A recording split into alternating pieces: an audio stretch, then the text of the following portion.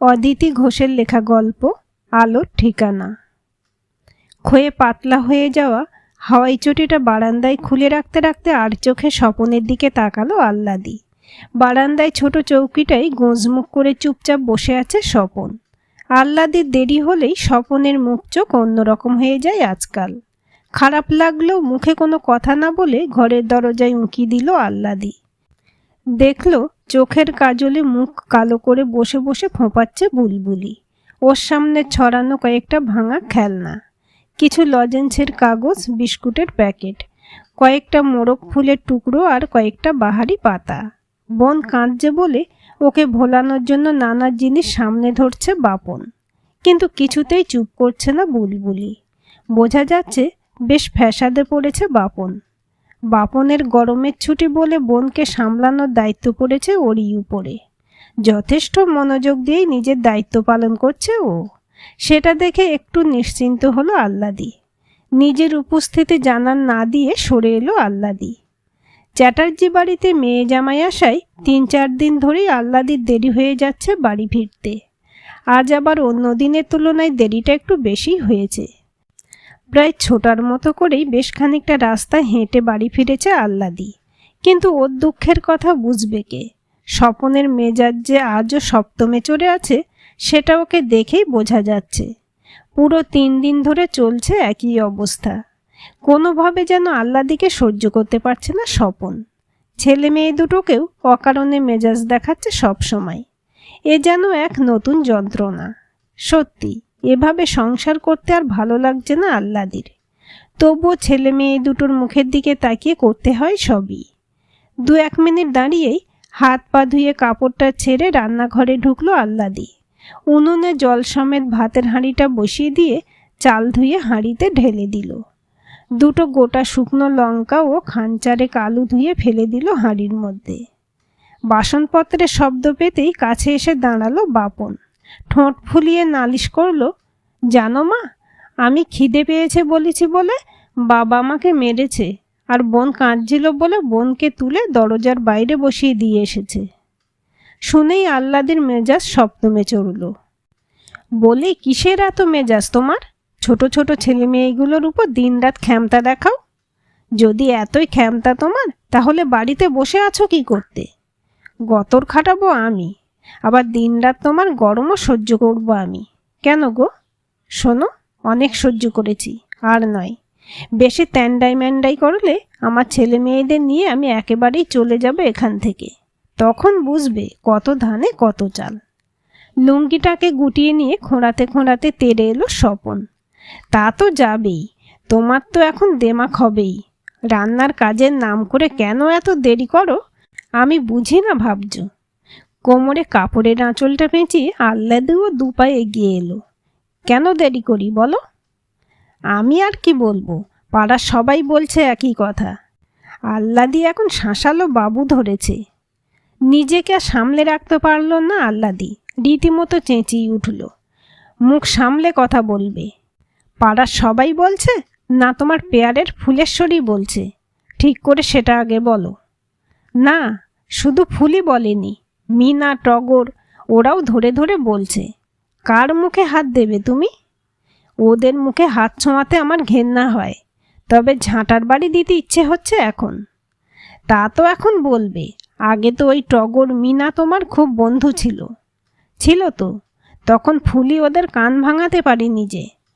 ও হারামজাদি হিংসেই জ্বলে পুড়ে যাচ্ছে আমি চ্যাটুর্যে বাড়ি রান্নার কাজটা পাওয়াই।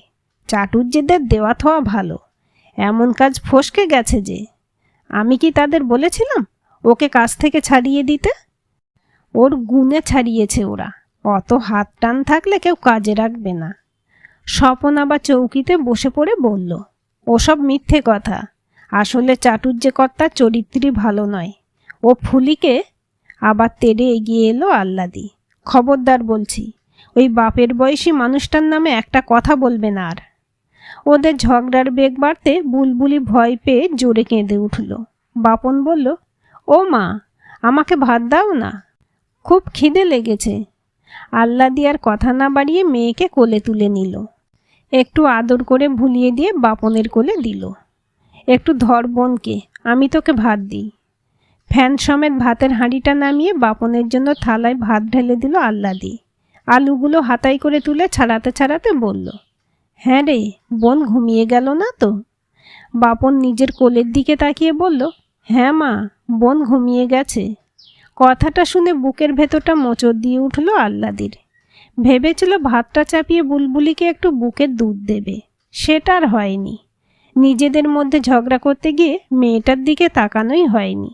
2 বছরের মেয়েটা কিছু না খেয়েই ঘুমিয়ে গেল। জেগে থাকলে তবু একটু ভাত চটকে খাইয়ে দেওয়া যেত। আর কি হবে, সবাইকে না খাইয়ে মেয়েকে নিয়ে বসতে পারা যাবে না।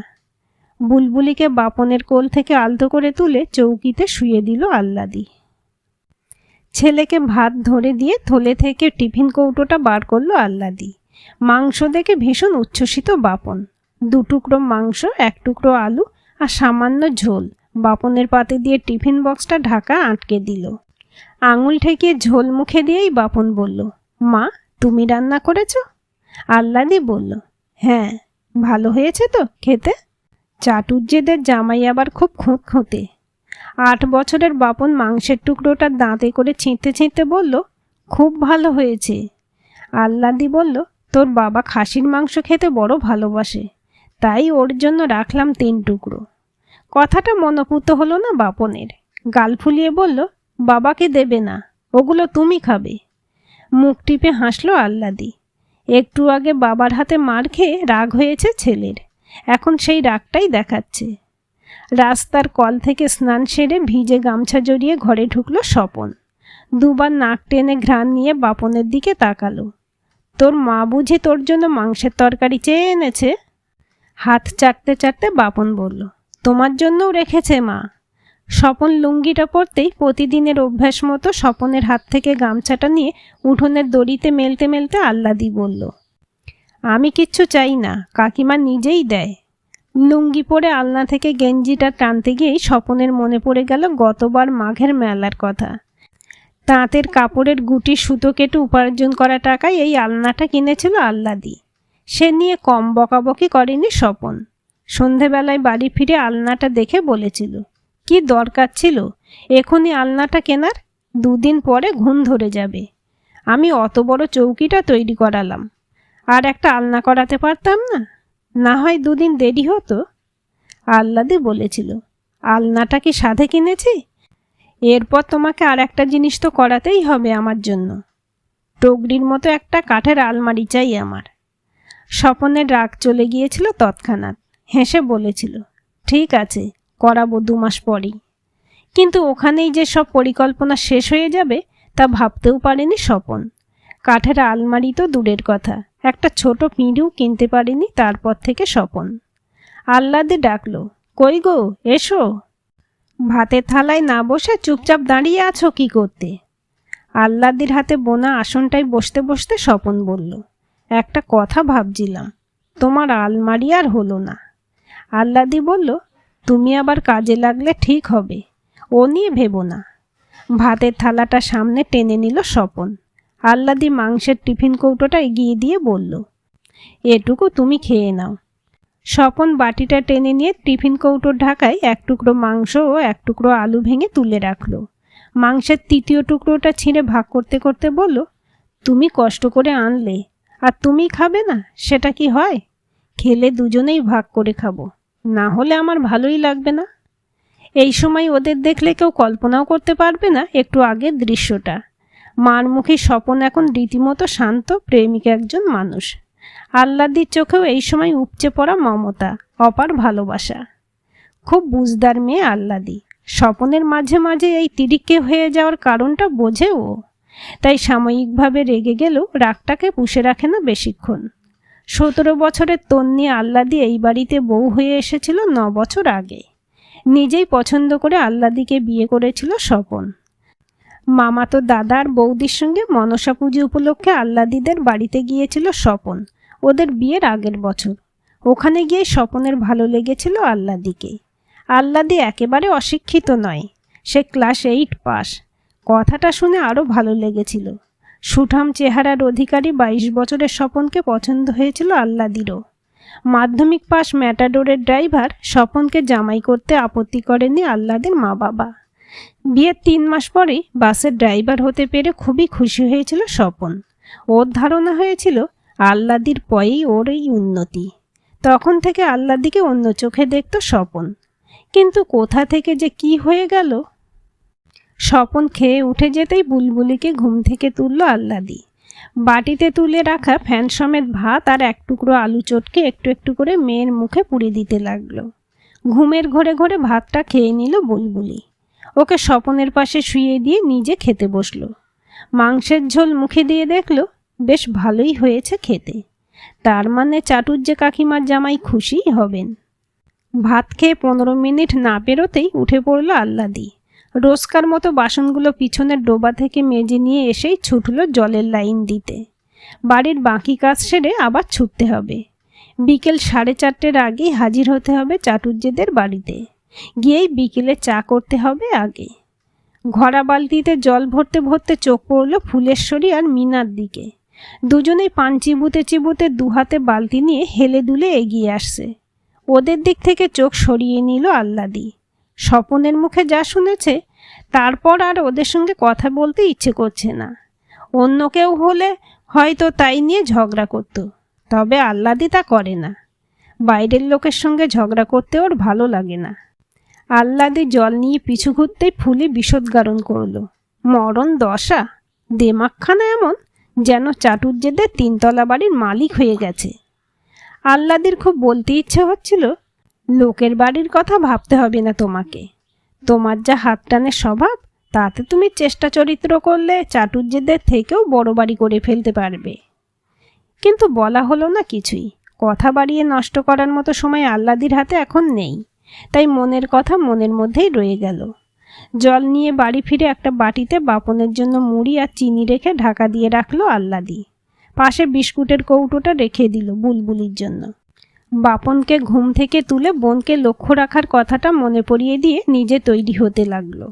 তাড়াহুড়ো করে নাইটি ছেড়ে ছাপা কাপড়টা পরে নিল। চুলটায় একটা ক্যাচার লাগিয়ে বেরিয়ে পড়ল অনন্ত চাটুজ্জেদের বাড়ির উদ্দেশ্যে। রাস্তায় বেরিয়েই আহ্লাদির মনে পড়ে গেল স্বপনের কথাটা।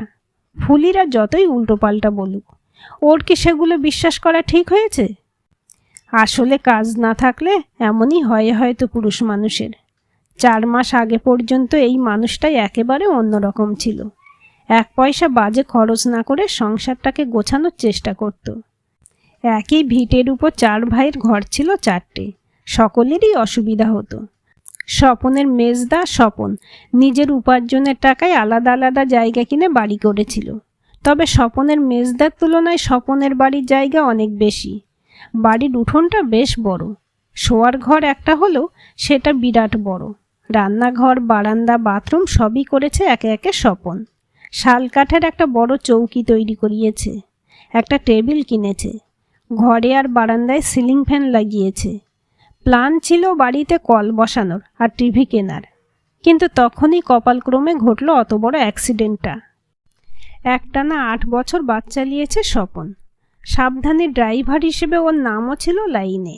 কিন্তু সেদিন কয়লা বোঝাই ট্রাকটা নিয়ন্ত্রণ হারিয়ে সজোরে ধাক্কা মেরে দিয়েছিল বাসটাতে। রাত 8:30টায় শেষ টিপটা দিয়ে ফিরছিল বাসটা। 3 প্যাসেঞ্জার, কন্ডাক্টর আর ক্লিনার বাসে ছিল। ট্রাকের আচমকা ধাক্কায় বাসের সামনেটা ভেঙে গুঁড়িয়ে গিয়েছিল। বাসটা লাফিয়ে উঠেছিল কয়েক হাত। দরজা খুলে লাফিয়ে নামতে গিয়ে পা ভেঙেছিল স্বপনের। অন্য সকলেও অল্প বিস্তর আহত হয়েছিল। 3 মাস পর পা ঠিক হলো, এখনও একটু খুঁড়িয়ে হাঁটতে হচ্ছে স্বপনকে। মালিক বাস সারিয়ে রোডে নামিয়েছে 1 মাস পরেই, কিন্তু স্বপনের বদলে অন্য ড্রাইভার নিয়েছে।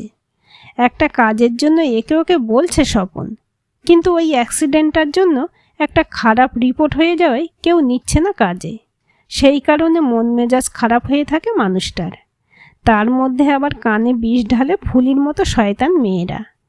বরের ঘর না করে বাপের বাড়ি চলে এসে এখন জীবন জ্বালাচ্ছে আহ্লাদির। ঘুম থেকে উঠে রোজই বাপনকে খেলতে পাঠিয়ে দিয়ে বুলবুলিকে সামলায় স্বপন। ওকে বিস্কুট জল খাইয়ে কোলে নিয়ে প্রাইমারি স্কুলের সামনের মাঠটায় দাঁড়ালো স্বপন। 3টে বাড়ির কাজ করে বাড়ি ফিরছিল ফুলেশ্বরী। স্বপনের উপর চোখ ও সেই আইবুড়ো বেলা থেকে। স্বপনকে দেখতে পেয়ে এগিয়ে এলো হন্তদন্ত হয়ে। স্বপনের কোল থেকে বুলবুলিকে টেনে নিয়ে আদর করতে করতে বলল, এইটুকু ছোট মেয়েকে বাড়িতে রেখে সারা দিনই চাটুর্যে বাড়িতে পড়ে থাকে তো ওর মা, মন কেমনও করে না বাবা? স্বপন বিরক্ত গলায় বলল, ও তো আর ইচ্ছে করে থাকে না, আমার কাজটা থাকলে ওকে কি বাড়ির বাইরে বের হতে হতো? স্বপন বউয়ের পক্ষে কথা বলায় জ্বলে উঠল ফুলি। তা না হয় বুঝলাম, কিন্তু ওই বাড়ির কাজ আমিও করেছি। রান্না সেরে আমি 11টায় বাড়ি আসতাম, আবার সন্ধেবেলা 6টার মধ্যে ফিরতাম। আর তোমার বউ ফেরে সন্ধে 7টার পর। এত দেরি কেন হয় গো? তাছাড়া আহ্লাদি যা সেজেগুজে যায়, তুমি কি চোখ বুজে থাকো? ওর হাবভাব দেখে সবাই বোঝে। তুমি কি বোঝো না কিছু, নাকি বুঝেও না বোঝার ভান করো? ফুলির কথার কোনো উত্তর না দিয়ে মেয়েকে টেনে নিয়ে বাড়ির দিকে হাঁটতে লাগলো স্বপন। বাবাকে চলে যেতে দেখে বাপনও পিছু পিছু বাড়ি চলে এলো। সন্ধে 7টায় বাড়ি ঢুকলো আহ্লাদি। হাতের ছোট থলেটা ছেলের দিকে এগিয়ে দিয়ে বলল, এতে আমার মিষ্টি আছে, কাকিমা দিল আসার সময়। আমি হাত পা ধুয়ে কাপড় ছেড়ে কেটে দেব, তুই যেন কাটতে বসে যাস না, হাত কেটে যাবে। বুলবুলি পা পা করে এসে মায়ের কাপড়টা ধরল। আহ্লাদি বাপনকে বলল, তুই বোনকে ধর, আমি কাপড় ছেড়েই ওকে খাওয়াবো। স্বপন বুলবুলিকে কাঁকালে তুলে বলল, মা, বাবা আবার রেগে গেছে। আহ্লাদি বলল, কেন, কিছু করেছিস তুই? না, আমি কিছু করিনি। তবে রাগলো কেন? বাবা বোনকে নিয়ে স্কুলের ধারে গিয়েছিল, ফুলি পিসি এসে কথা বলছিল। স্বপন বারান্দায় বসে অন্যদিন রেডিওতে গান শুনে। আজ চুপচাপ বসে আছে দেখে আহ্লাদির মনে হয়েছিল হয়তো কাজকর্ম পাচ্ছে না বলে মন খারাপ করে বসে আছে। এখন তো আবার অন্য ভয় হচ্ছে। আহ্লাদি তাড়াতাড়ি নাইটিটা গলিয়ে ছেলেকে ছোট থালায় করে আম মিষ্টি খেতে দিল। বুলবুলিকে একটা মিষ্টি খাইয়ে স্বপনের কাছে গেল। স্বপন গম্ভীর হয়ে বসে আছে দেখে ভয়ে ভয়ে বলল, রেডিও চালাওনি কেন? কোনো উত্তর দিল না স্বপন। আহ্লাদি আর এক পা এগিয়ে বলল, জানো তো, আজকে অনন্ত কাকা। আহ্লাদিকে কথা শেষ করতে দিল না স্বপন। চৌকি থেকে নেমেই সজোরে আহ্লাদির গালে চড় কষালো। খবরদার বলছি, ওইসব মানুষের নাম উচ্চারণ করবে না আমার সামনে, আমার ঘেন্না হয়। কাল থেকে তুমি আমার রান্না করবে না, আমি উপোস করে মরব, তবু তোমার রোজগারের টাকায় খাবো না। আহ্লাদি বুঝতে পারল ফুলি নিশ্চয়ই এমন কিছু বলেছে যাতে এমন করছে স্বপন, কিন্তু কথাটা জিজ্ঞেস করতেও ইচ্ছে করল না। অপরের কথায় যে নিজের বউকে অবিশ্বাস করে, তাকে কি বোঝাবে রোজ রোজ? দুরন্ত অভিমানে ঘরে ঢুকে মেঝেতে মাদুর পেতে শুয়ে পড়ল। বুলবুলি এসে মায়ের কোলের কাছে শুয়ে পড়ল। ওকে বুকে টেনে নিয়ে কেঁদে উঠল আহ্লাদি। রাত 8টা বাজতে স্বপনের বাড়ির সামনে এসে হাজির হলেন রিটায়ার্ড ব্যাংক ম্যানেজার অনন্ত চ্যাটার্জি। গ্রিলের দরজার বাইরে দাঁড়িয়ে কড়া নাড়তে নাড়তে উচ্চস্বরে ডাকতে লাগলেন, আহ্লাদি, কই রে আমার আহ্লাদি মা, গেলি কোথায়? বুড়ো ছেলেটা দরজার বাইরে থেকে এত কড়া নাড়ছে, তাও শুনতে পাচ্ছিস না? ধর্মর করে গিয়ে উঠে দরজা খুলল স্বপন। অনন্ত চ্যাটার্জি বললেন, তুই এখন পুরোপুরি ভালো আছিস তো? স্বপন উত্তর দেওয়ার আগেই ঘর থেকে দৌড়ে বেরিয়ে এলো আহ্লাদি। হ্যাঁ কাকু, ও একেবারে সুস্থ, হাঁটতে চলতে আর কোনো অসুবিধা নেই। তুই বলেছিস তো মা স্বপনকে সব? আহ্লাদি ঘাড় নাড়ল। এখনো বলা হয়নি কাকু, মাথাটা ধরেছে বলে শুয়েছিলাম, এবার বলতাম, তবে আপনি নিজেই চলে আসবেন ভাবিনি। আসলে আমাকে আসতে হলো অন্য কারণে। তোর কাকিমার ইচ্ছা কালকের দিনটা ভালো, তারপর মেয়েটাও রয়েছে। কালই গাড়িটা নিয়ে পুজো দিয়ে আসবে কালী মন্দিরে, সকাল 7টায় বের হব, তাই স্বপনকে বলতে এলাম। স্বপন বলল, আপনি নতুন গাড়ি কিনেছেন? হ্যাঁ কিনলাম, একটা বড় গাড়ি। নিজেরা যেদিন কোথাও যাব সেদিন ছাড়া ভাড়া খাটাবো। বেকার তো হয়েই গেলাম, তাই একটু রোজগারের ধান্দা আর কি। তবে গাড়ি কেনার কথা শুনেই আহ্লাদি বলেছিল, আপনি অন্য কোথাও ড্রাইভার খুঁজতে যাবেন না কাকাবাবু, আমার স্বামীর ড্রাইভিংয়ের হাত বেশ ভালো। আমি বলেছিলাম, তাই হবে, গাড়ি কিনলে স্বপনই থাকবে আমার ড্রাইভার। আহ্লাদি খুব ভালো মেয়ে, ওকে আমি আর তোর কাকিমা মেয়ের মতোই ভালোবাসি, ওর কথা কি ফেলতে পারি? অনন্ত চ্যাটার্জির পায়ের তলায় বসে পড়ে কেঁদে ফেলল স্বপন। হ্যাঁ কাকাবাবু, আহ্লাদি খুব ভালো, আমি ওর যোগ্য নই। আহ্লাদি তাড়া দিল, কি উল্টো পাল্টা বকছো? তুমি চা খাবে তো? আমি কাকুর জন্য চা করে আনছি, তুমি কাকুর সঙ্গে কথা বলো। আহ্লাদি চলে যেতেই স্বপন বলল, আপনার কাছ থেকে একটা কথা জানতে চাই আমি, আপনি উত্তর দেবেন তো? অনন্ত চ্যাটার্জি মৃদু হেসে বললেন, আগে প্রশ্নটা কর, তারপর তো উত্তরের চিন্তা। আপনারা ফুলিকে রান্নার কাছ থেকে ছাড়িয়ে দিলেন কেন? আমরা প্রথমের দিকে অতটা খেয়াল করিনি, পরে বুঝলাম ও মশলাপাতি, ডাল, চাল, এমনকি খুচরো পয়সা থাকলে সবই থলিতে ভরত। তোর কাকিমার সন্দেহ হয় একদিন ধরে ফেলে। আমরা ছাড়িয়ে দেওয়ার পর জানতে পারি তোর কাকিমার একটা আংটি টেবিলের তলার ড্রয়ার থেকে নিয়েছে ও। তবে এসব কথা কাউকে বলিস না, কারণ ও তাহলে আর কাজ পাবে না। কাজেরও তো দরকার ওর। আসলে এদের অভাবে স্বভাব নষ্ট হয়। কি করা যাবে বল? সবাই তো আর আহ্লাদির মতো হয় না। অনন্ত চ্যাটার্জির কথা শুনে এবার নিজের গালেই একটা চড় মারতে ইচ্ছে করছে স্বপনের। সত্যিই এরকম ক্ষমাশীল একজন মানুষকে নিয়ে কত বাজে কথা বলেছে ও। চরম অন্যায় করেছে ও এই দেবতুল্য মানুষটার সঙ্গে আর আহ্লাদির সঙ্গে। ওর অন্যায়ের বোধহয় ক্ষমা নেই। চা খেয়ে চলে গেলেন অনন্ত চ্যাটার্জি।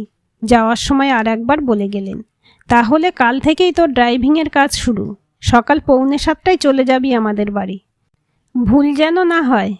স্বপন বলল, আপনি কোনো চিন্তা করবেন না, আমি ঠিক সময়ে চলে যাব। এখন রাত গভীর। ছেলে মেয়ে দুটো ঘুমিয়ে গেছে। সারা দিনের বিরামহীন পরিশ্রমের ফলে ক্লান্তিতে ঘুমিয়ে পড়েছে আহ্লাদিও। শুধু ঘুমোতে পারেনি স্বপন। একটা সাংঘাতিক অপরাধবোধ কুড়ে কুড়ে খাচ্ছে ওকে। মনের সঙ্গে যুদ্ধ করে শেষ পর্যন্ত বিছানা থেকে নেমে পড়ল স্বপন। বিছানার তলার দিকে বসে আহ্লাদির পা দুটো জড়িয়ে ধরে কাঁদতে লাগলো। ও চোখের জলে তপ্ত স্পর্শে ঘুম ভেঙে গেল আহ্লাদির। চোখ মেলে স্বপনকে এভাবে দেখে অবাক হলো।